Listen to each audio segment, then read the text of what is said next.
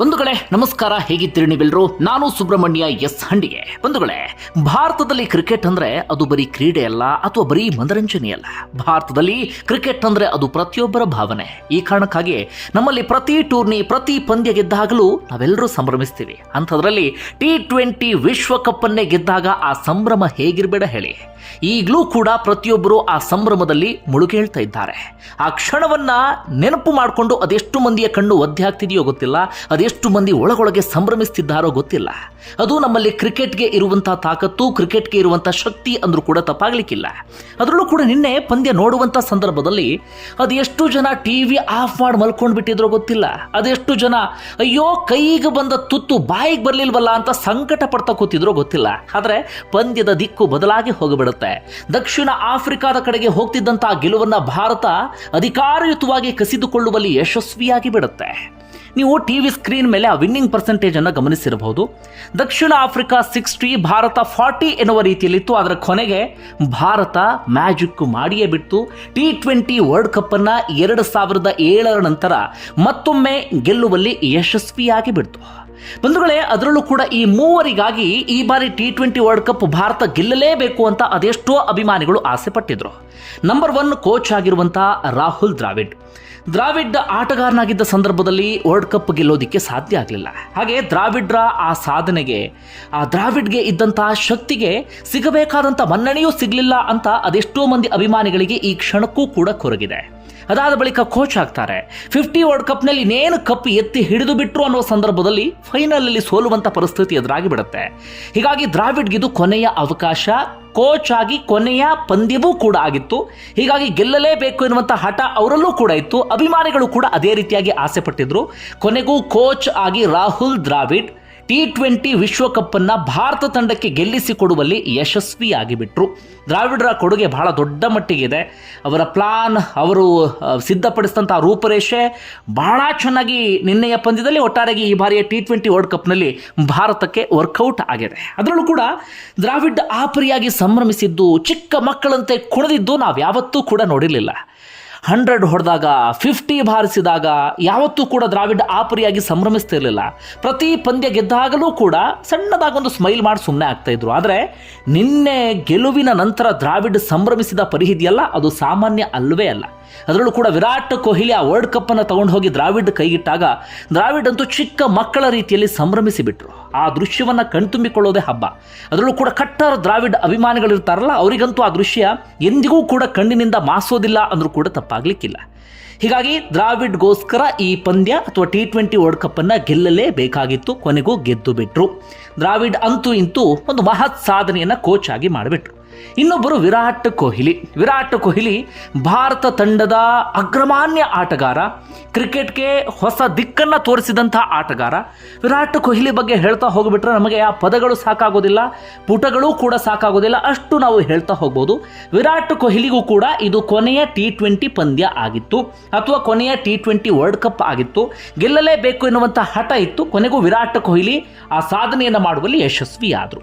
ಮತ್ತೊಬ್ಬರು ರೋಹಿತ್ ಶರ್ಮಾ ಕೂಡ ಅಷ್ಟೇ. ಅವರಿಗಿರುವಂಥ ಪ್ರತಿಭೆಗೆ, ಅವರಿಗಿರುವಂತಹ ಆ ಕ್ರಿಕೆಟ್ನ ಆ ಶಕ್ತಿಗೆ ಸಿಗಬೇಕಾದಂಥ ಮನ್ನಣೆ ಸಿಗ್ತಿಲ್ಲ ಎನ್ನುವಂಥ ಕೊರಗು ಅವರ ಅಭಿಮಾನಿಗಳಿಗಿದ್ದೇ ಇದೆ.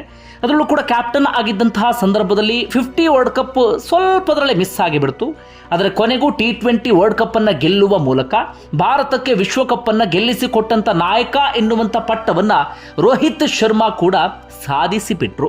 ಹೀಗಾಗಿ ರೋಹಿತ್ ಶರ್ಮಾಗೂ ಕೂಡ ಈ ಪಂದ್ಯ ಗೆಲ್ಲಲೇಬೇಕೆನ್ನುವಂಥ ಹಠ ಇತ್ತು. ಅಭಿಮಾನಿಗಳಿಗೂ ಕೂಡ ಆಸೆ ಇತ್ತು. ಒಟ್ಟಾರೆಯಾಗಿ ದ್ರಾವಿಡ್, ರೋಹಿತ್, ವಿರಾಟ್ ಕೊಹ್ಲಿ ಇವರೆಲ್ಲರಿಗೂ ಕೂಡ ಇದು ಕೊನೆಯ ಅವಕಾಶ ಆಗಿತ್ತು. ದ್ರಾವಿಡ್ ಇನ್ನೇನು ಕೋಚ್ಗೆ ವಿದಾಯ ಹೇಳುವಂಥ ಸಾಧ್ಯತೆ ಇದೆ.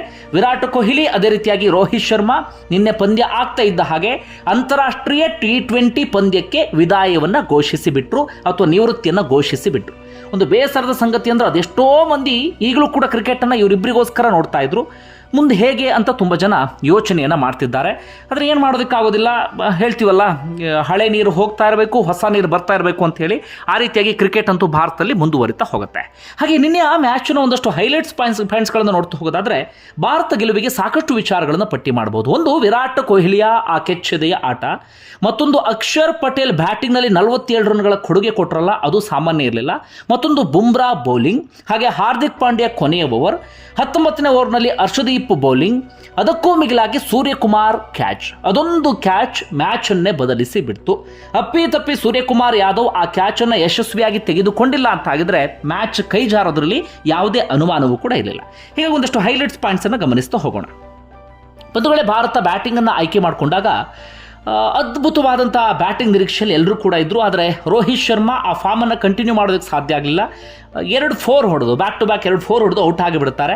ಆದರೆ ಆಗಲೂ ಟೆನ್ಷನ್ ಇರಲಿಲ್ಲ, ಯಾಕಂದರೆ ಹೊಡಿಬಡಿ ದಾಂಡಿಗರು ಬೇಕಾದಷ್ಟು ಜನ ಇದ್ದಾರೆ ಎನ್ನುವಂಥ ನಂಬಿಕೆ ಇತ್ತು. ಪಂತ್ ಬರ್ತಾರೆ, ಪಂತ್ ಕೂಡ ಔಟ್ ಆಗ್ತಾರೆ. ಆದರೂ ಜನರಿಗೆ ಸೂರ್ಯಕುಮಾರ್ ಯಾದವ್ ಬರ್ತಾರೆ, ಇನ್ನೂ ಬೇಕಾದಷ್ಟು ಜನ ಇದ್ದಾರೆ ಎನ್ನುವಂಥ ನಿರೀಕ್ಷೆ ಇತ್ತು. ಅದಾದ ಬಳಿಕ ಸೂರ್ಯಕುಮಾರ್ ಯಾದವ್ ಕೂಡ ಔಟ್ ಆಗಿಬಿಡ್ತಾರೆ. ಆಗ ನೋಡಿ ಎಲ್ಲರಲ್ಲೂ ಕೂಡ ಟೆನ್ಷನ್ ಜಾಸ್ತಿ ಆಗಿಬಿಡುತ್ತೆ. ಒಂದು ಕಡೆಯಿಂದ ವಿರಾಟ್ ಕೊಹ್ಲಿ ಗಟ್ಟಿಯಾಗಿ ಕಚ್ಕೊಂಡು ಆಡ್ತಾ ಇದ್ರು, ಅವರಿಗೆ ಅದೇ ರೋಲನ್ನು ಕೂಡ ಕೊಡಲಾಗಿತ್ತು. ಕೊನೆಯವರೆಗೂ ನೀವು ಆಟ ಆಡಿ, ಸ್ಟ್ರೈಕ್ ರೇಟ್ ಬಗ್ಗೆ ತಲೆ ಕೆಡಿಸ್ಕೊಳ್ಬೇಡಿ ಅಂತ ಹೇಳಿ. ಹೀಗಾಗಿ ವಿರಾಟ್ ಕೊಹ್ಲಿ ಕಚ್ಕೊಂಡು ನಿಂತಿದ್ರು ಕೂಡ ಈ ಕಡೆ ಸಾಥ್ ಕೊಡುವಂಥವ್ರು ಇರಲಿಲ್ಲ. ಆಗ ಅಲ್ಲಿ ವರ್ಕೌಟ್ ಆಗಿದ್ದು ಕೋಚ್ ದ್ರಾವಿಡ್ ಹಾಗೆ ಕ್ಯಾಪ್ಟನ್ ರೋಹಿತ್ ಶರ್ಮಾರ ಪ್ಲಾನ್. ಅಕ್ಷರ್ ಪಟೇಲ್ರ ಶಕ್ತಿ ಅರಿತಿದ್ದಂತ ಅವರು ಪ್ರಮೋಟ್ ಮಾಡಿ ಬಿಡ್ತಾರೆ.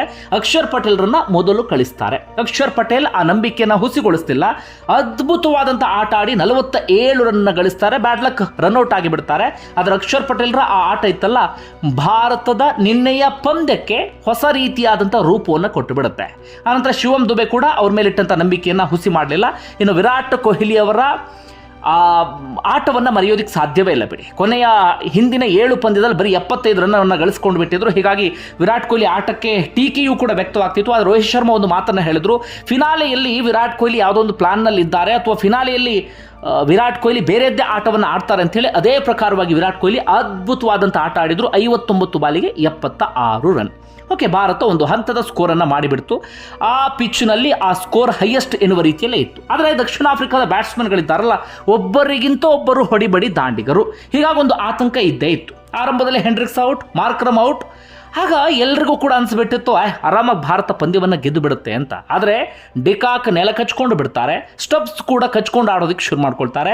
ಆದರೆ ಅವರಿಬ್ಬರು ಕೂಡ ಔಟ್ ಆಗ್ತಾರೆ. ಆದರೆ ಕ್ಲಾಸನ್ನು ಬರ್ತಾ ಇದ್ದ ಹಾಗೆ ಪಂದ್ಯದ ದಿಕ್ಕನ್ನೇ ಬದಲಿಸಿ ಬಿಡ್ತಾರೆ. ಅಕ್ಷರ್ ಪಟೇಲ್, ಕುಲ್ದೀಪ್ ಯಾದವ್ ಇವರ ಸ್ಪಿನ್ ಬೌಲಿಂಗ್ ಅಂತೂ ಸಿಕ್ಕಾಪಟ್ಟೆ ಹೊಡೆಯೋದಕ್ಕೆ ಶುರು ಮಾಡ್ಕೊಂಡು ಬಿಡ್ತಾರೆ. ಇನ್ನೇನು ಪಂದ್ಯ ಕೈ ಜಾರ್ತು ಅನ್ನುವಾಗ ಕ್ಲಾಸನ್ ಹಾರ್ದಿಕ್ ಪಾಂಡ್ಯಾಗೆ ಔಟ್ ಆಗಿ ಬಿಡ್ತಾರೆ. ಪಂದ್ಯಕ್ಕೊಂದು ಸಣ್ಣ ದಿಕ್ಕು ಬದಲಾಗಿದ್ದು ಅಲ್ಲಿ. ಹಾಗೆ ಒಂದು ಸ್ವಲ್ಪ ಭಾರತದ ಕಡೆಗೆ ಪಂದ್ಯ ಬಂತು ಅಥವಾ ಪಂದ್ಯ ಜಾರ್ತು. ಅದಾದ ಬಳಿಕ ಬುಮ್ರಾ ಬೌಲಿಂಗ್ ಇತ್ತಲ್ಲ, ಅದು ದೊಡ್ಡ ತಿರುವನ್ನು ಕೊಟ್ಟುಬಿಡ್ತು. ರನ್ನೂ ಕೊಡಲಿಲ್ಲ, ಜೊತೆಗೆ ವಿಕೆಟನ್ನು ಕೂಡ ತೆಗೆದು ಬಿಟ್ರು. ಅದಾದ ನಂತರ 19ನೇ ಓವರ್ನಲ್ಲಿ ಹರ್ಷದೀಪ್ ಬೌಲಿಂಗ್ ಇತ್ತಲ್ಲ, ಅದೊಂದು ರೀತಿಯಲ್ಲಿ ಮ್ಯಾಜಿಕ್ ಮಾಡ್ತು ಅಂದ್ರೂ ತಪ್ಪಾಗಲಿಕ್ಕಿಲ್ಲ. ಯಾಕಂದರೆ ಕೊನೆಯ ಓವರ್ ಹರ್ಷದೀಪ್ ಮಾಡಬಹುದು ಅಂತ ಎಲ್ಲರೂ ಅಂದ್ಕೊಂಡಿದ್ರು. ಆದರೆ 19ನೇ ಓವರ್ ಅವರಿಗೆ ಕೊಡಲಾಯಿತು.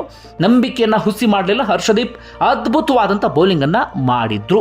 ಅದಾದ ನಂತರ ಮಿಲ್ಲರ್ ಏನಾದರೂ ಇದ್ದಿದ್ರೆ ಭಾರತದಿಂದ ಪಂದ್ಯ ಕೈಜಾರಿ ಹೋಗಿಬಿಡ್ತಾ ಇತ್ತು.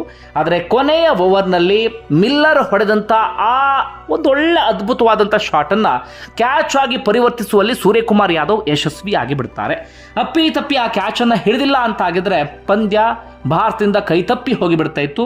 ಆದರೆ ಸೂರ್ಯಕುಮಾರ್ ಯಾದವ್ ಅದ್ಭುತವಾದಂಥ ಕ್ಯಾಚನ್ನು ತೆಗೆದುಕೊಂಡ್ರು, ಪಂದ್ಯವನ್ನು ಕೂಡ ಭಾರತಕ್ಕೆ ತಂದುಕೊಂಡು ಬಿಟ್ಟರು. ಒಟ್ಟಾರೆಯಾಗಿ ಇದು ನಿನ್ನೆಯ ಪಂದ್ಯದ ಹೈಲೈಟ್ಸ್. ಇನ್ನು ಬೇರೆ ಯಾವುದಾದ್ರೂ ವಿಚಾರಗಳು ಗೆಲುವಿಗೆ ಕಾರಣ ಅಂತ ಅನ್ಸಿದ್ರೆ ಕಮೆಂಟ್ ಬಾಕ್ಸಲ್ಲಿ ಮೆನ್ಷನ್ ಮಾಡಿ. ಧನ್ಯವಾದ ಈ ವಿಡಿಯೋ ನೋಡಿದ್ದಕ್ಕಾಗಿ.